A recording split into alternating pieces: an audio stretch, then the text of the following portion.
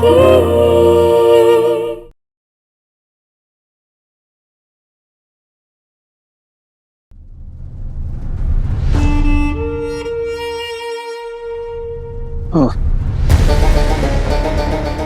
ताऊ जी ताई जी का परपंच सेट करने के चक्कर में कपड़े धोने का समय ही नहीं मिला।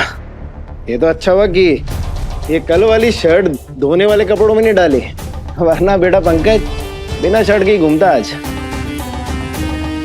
और अब तो संजू अज्जू और विजय दत्ता की तरह अपने कपड़े भी ड्राई क्लीन होके आया करेंगे, क्योंकि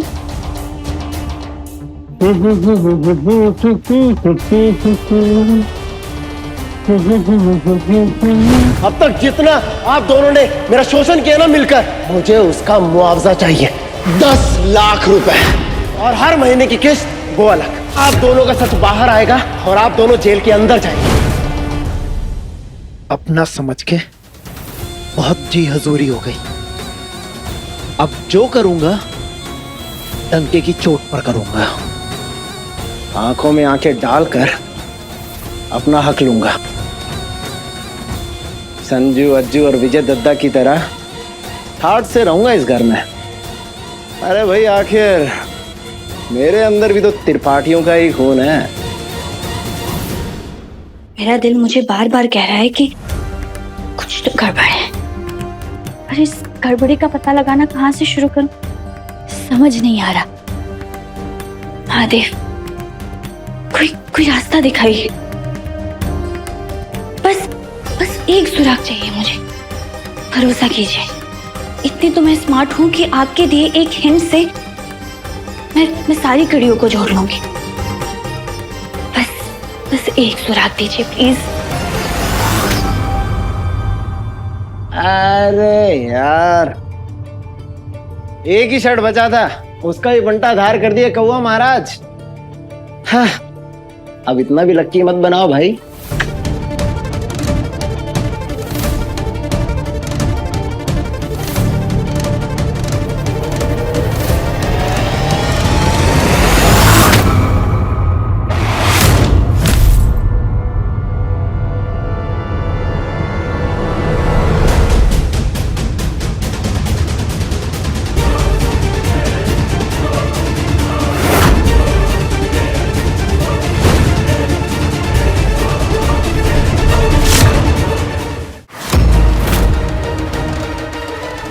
तार का टुकड़ा जो बॉक्स के पास मिला, वो पंकज भैया के जेब से कैसे गिरा?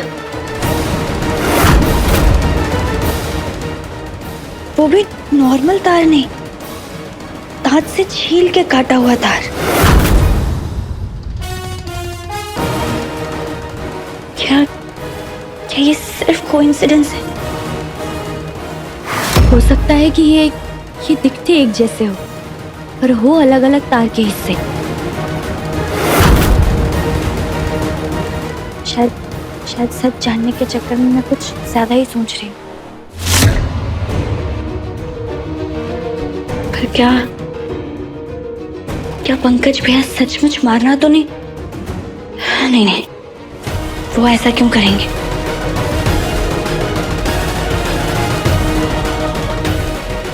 कहते हैं कि मन की आवाज कभी गलत नहीं होती, उसे नजरअंदाज नहीं करना चाहिए। सिर्फ शक के बिना पे मैं किसी को दोषी नहीं ठहराऊंगी, पर जांच जरूर करूंगी। अगर इन सब में पंकज भैया का कोई हाथ नहीं रहा तो सबके सामने मैं उनसे माफी मांगूंगी। पर अगर वो दोषी निकले तो मैं उन्हें किसी भी हाल में नहीं छोड़ूंगी।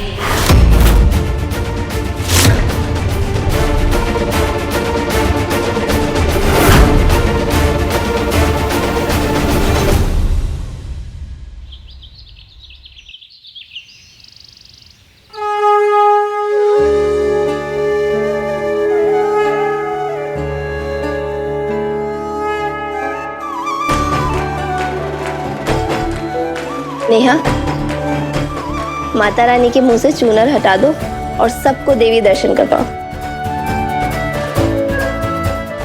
बड़े ही भाग्य से मिलता है ये मौका। जाओ। जी।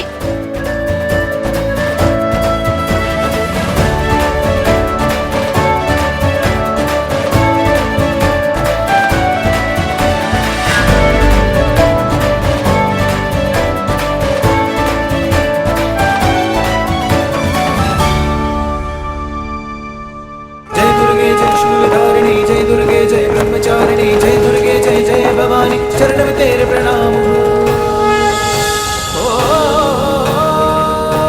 महारानी माता रानी की जय। महारानी माता रानी की जय। महारानी माता रानी की जय। रूपेण संस्थिता नमस्तस्यै नमस्तस्यै नमस्तस्यै नमो नमः। और जब हो सबको दो दो लौंग बांट दो। आज पूरे दिन सभी को लौंग मुंह में रख के पूरा दिन उपवास रखना है। शाम को हर साल की तरह हम त्रिपाठी माता रानी की भव्य महाआरती करेंगे और उसके बाद ही सबको फलाहार मिलेगा।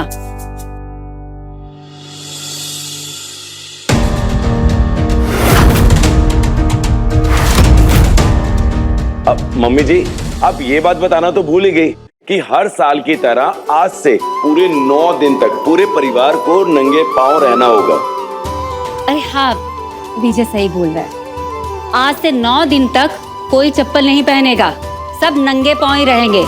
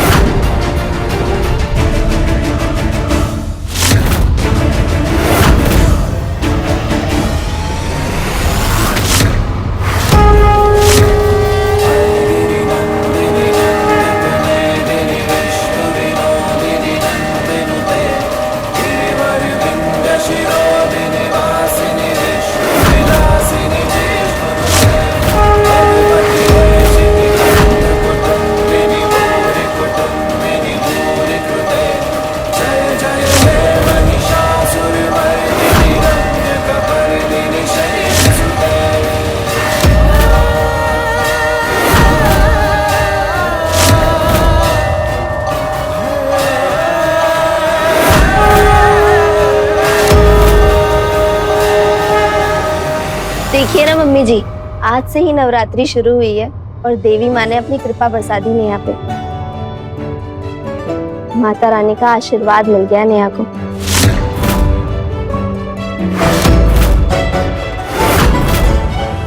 कहते हैं जब धरती पर महिषासुर का अत्याचार बढ़ रहा था तो माँ दुर्गा ने उस दुष्ट राक्षस का संहार करने के लिए त्रिशूल उठाया। और माता रानी का यही त्रिशूल जब किसी औरत के हाथ आ जाए तो किसी राक्षस जैसी सोच रखने वाले इंसान का बुरा होना तय है ना मम्मी? तो इसका मतलब कि इस साल की नवरात्रि बहुत स्पेशल होने वाली है।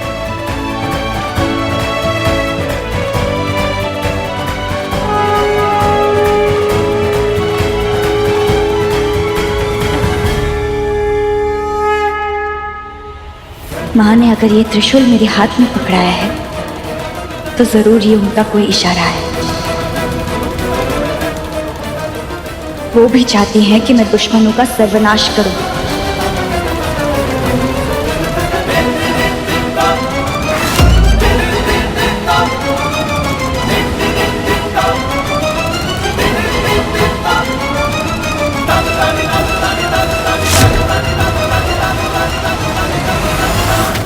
माता रानी, मुझे शक्ति देना कि मैं उस इंसान को ढूंढ के सबक सिखा सकूं जो मेरे परिवार को नुकसान पहुंचाना चाहता है। जय माता दी।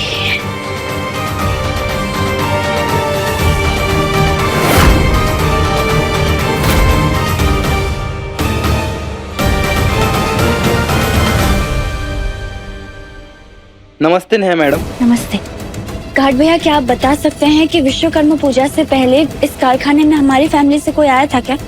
हाँ ना मैडम जी, विधायक जी, बेबी मैडम जी और पंकज भैया आए थे पूजा के एक दिन पहले।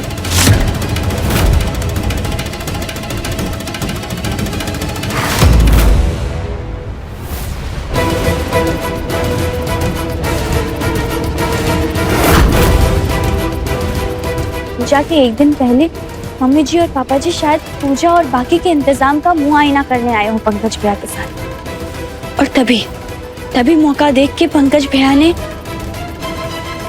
बॉक्स के वायर्स के साथ छेड़छाड़ की होगी, वरना बॉक्स में लगे वायर्स के टुकड़े उनकी जेब में कहां से आते?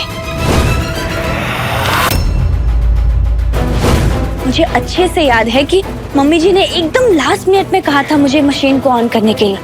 आज हमने अपने कारखाने के लिए एक नई मशीन मंगवाई है और मैं चाहती हूँ कि इस मशीन को घर की लक्ष्मी के हाथों से ही चालू करवाया जाए, यानी घर की छोटी बहू नेहा के हाथों से। क्या पंकज भैया को पहले से ही खबर थी कि मीटर बॉक्स मैं ऑन करने वाली हूँ, या फिर उनका प्लान कुछ और था? कहीं ऐसा तो नहीं वो फैमिली में किसी और को हार्म पहुंचाना चाहते थे?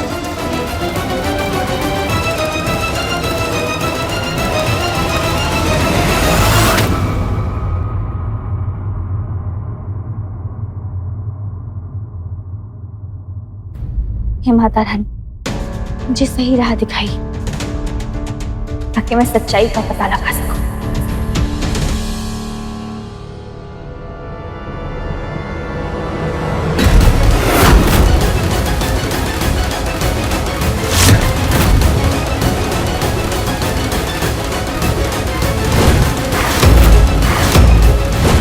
जिस दिन मेरी किडनैपिंग हुई थी उस दिन बेहोशी के कारण मैं कुछ साफ देख नहीं पाई, पर जिस चीज के अंदर मुझे धक्का देकर डाला गया था वो ऐसी ही कोई गोल चीज थी, ड्रम या ढोल जैसी।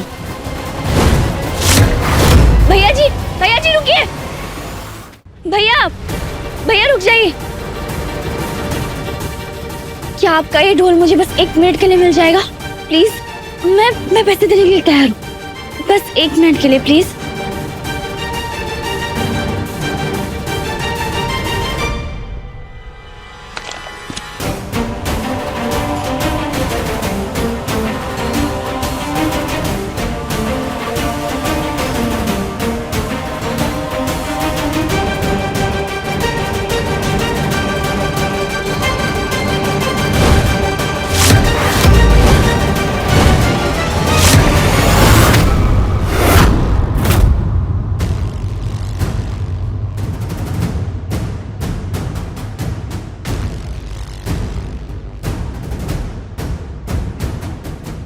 मैं उस दिन ठीक से देख नहीं पाई जिसमें मैं अंदर बंद थी, पर उस चीज की सख्त सतह, उसका टेक्सचर, उसका शेप सब कुछ इस ढोल के जैसा था। यहाँ तक कि वो घुटन जो मुझे उस वक्त सांस लेने में हुई, अभी मुझे वही महसूस हुई। सर्जन में बहुत बड़े बड़े ढोल आए थे और मुझे याद है कि पंकज भैया भी कंधे पे एक ढोल डाले बजा रहे थे। इसका मतलब कहीं उस दिन भी पंकज भैया ही थे।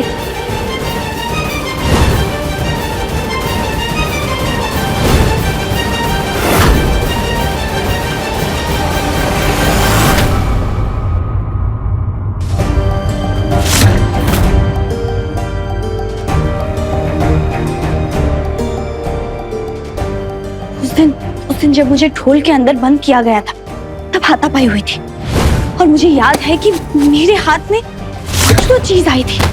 क्या थी वो चीज? कोई छोटी सी चीज थी। क्या थी? मुझे कुछ याद क्यों नहीं आ रहा। उस बात को बहुत दिन हो चुके हैं। अगर यही कहीं गिरी भी होगी तो भी साफ सफाई के दौरान फेंकी जा चुकी होगी। फिर भी एक बार ढूंढना तो बनता है ना। क्या पता मेरी किस्मत मुझे साथ दे जाए। माता रानी मदद कीजिए। मुझे याद क्यों नहीं आ रहा कि वो क्या चीज थी। कुछ तो था।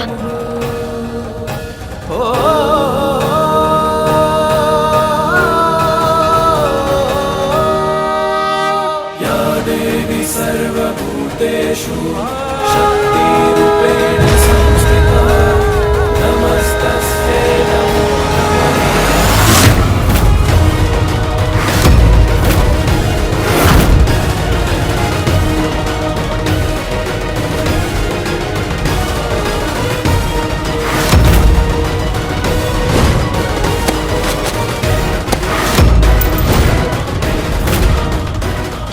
यस यस, यही तो है वो चीज। हाथापाई के वक्त मैंने कपड़ा खींचा और मेरे हाथ में ये बटन आया। ये किसी मेल के शर्ट या कुर्ते का बटन लग रहा है। और किसका है ये?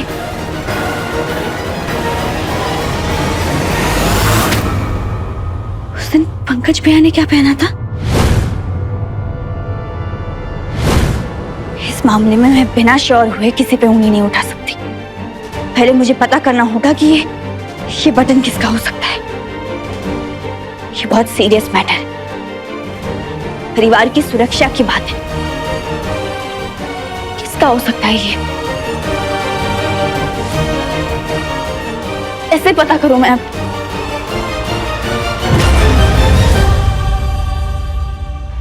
कैमरा।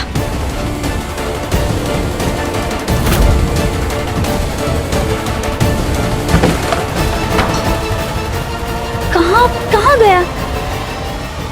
भाभी,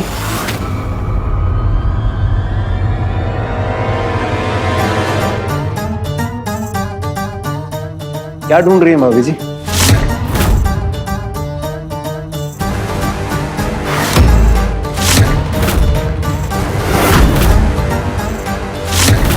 क्या हुआ, कुछ ढूंढ रहे हो क्या?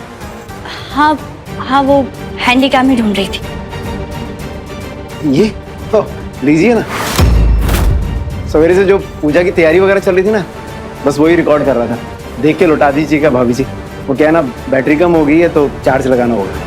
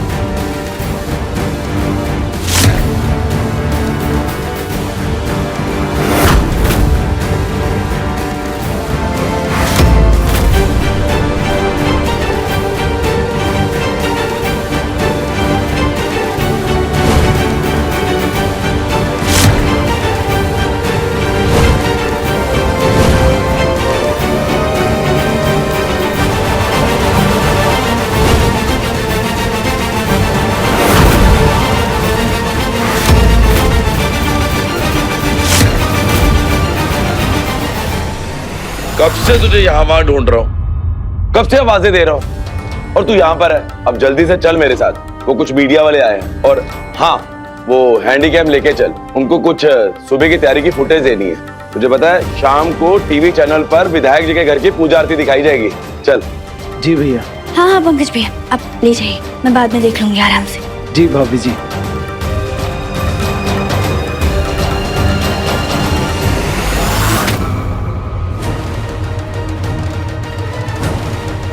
मतलब पंकज भैया ने मुझे उस ढोल में धकेला और किडनैपर के हवाले किया, और जब उनका प्लान काम नहीं किया तो कारखाने में मुझे बिजली का झटका देके मारने की साजिश की। क्या हो गया नेहा? इस बॉक्स से हल्की हल्की सी स्पार्क की आवाज आ रही है। इसका मतलब मुझ पे आए बार बार मुसीबतों के पीछे पंकज भैया ही हैं। ये लीजिए जूस।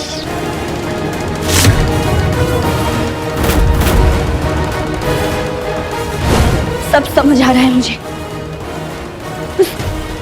शाम की पार्टी में जो मैंने जूस पिया वो कड़वा क्यों लग रहा था?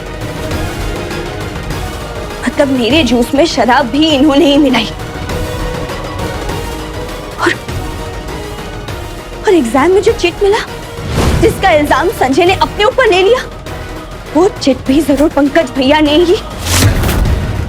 यानी मेरी जिंदगी में आए हर तूफान के पीछे पंकज भैया का ही हाथ है।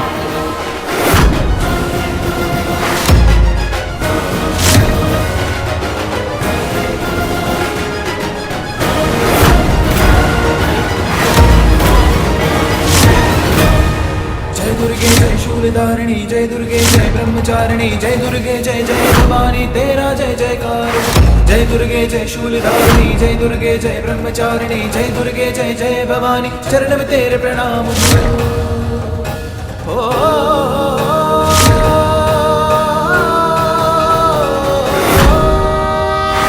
या देवी सर्वभूतेषु विष्णु मायेति शब्दिता नमस्तस्यै नमस्तस्यै। अब मुझे सब साफ साफ समझ आ रहा है माता रानी कि आपने मेरे हाथ में त्रिशूल देके मुझे क्या इशारा दिया है।